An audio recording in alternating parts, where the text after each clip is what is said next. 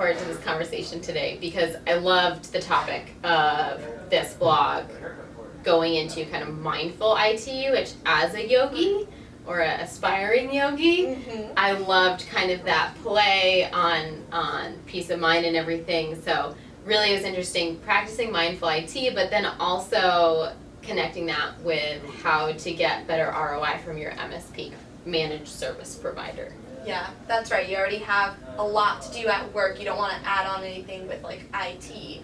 And it's so good to have your own managed service provider to take care of that for you and to check up on that every day, make sure they take preventive measures, and they stay up to date on like regulations and changes in the industry. Yeah, and those are huge. I mean, we've seen 2 huge articles come out recently about breaches and leaks and people getting into systems of huge companies.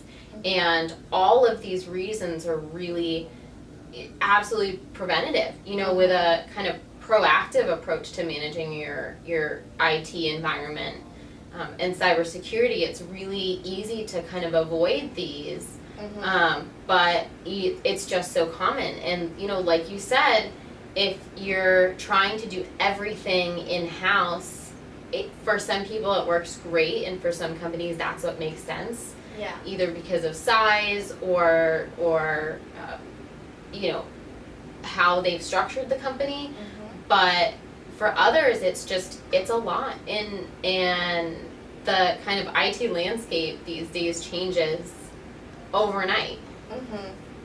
There are so many changes, and yeah, I think it's really nice because MSPs do customize services and solutions to each company because there are different industries, there are different compliance regulations that must be taken into account. So it's really nice to have that peace of mind. Yeah, and that's huge. And I think another really interesting point that this particular article made was about the cost of even just managing your vendors. So any vendor that's providing backup, maybe it's security awareness training or you know, multi-factor authentication, or even just your kind of email system. I know we use Microsoft and the whole suite, the whole Microsoft Office suite, and there's so much that goes with it that I think sometimes the focus on vendor management and the time and the cost associated with that is huge.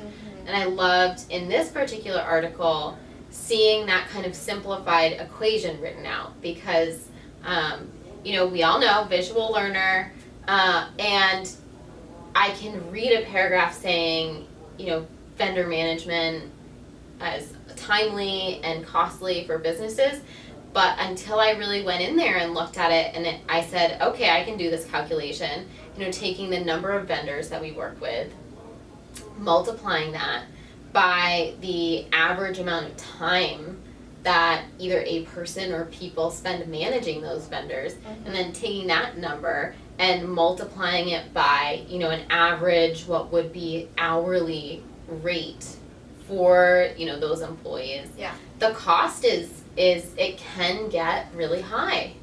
It's definitely something to consider, and I hope by reading the blog, companies can see what decision is best for them.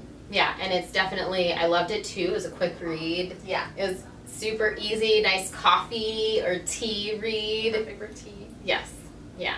So, loved this one and can't wait for the next one. Can't wait. See you next Thursday.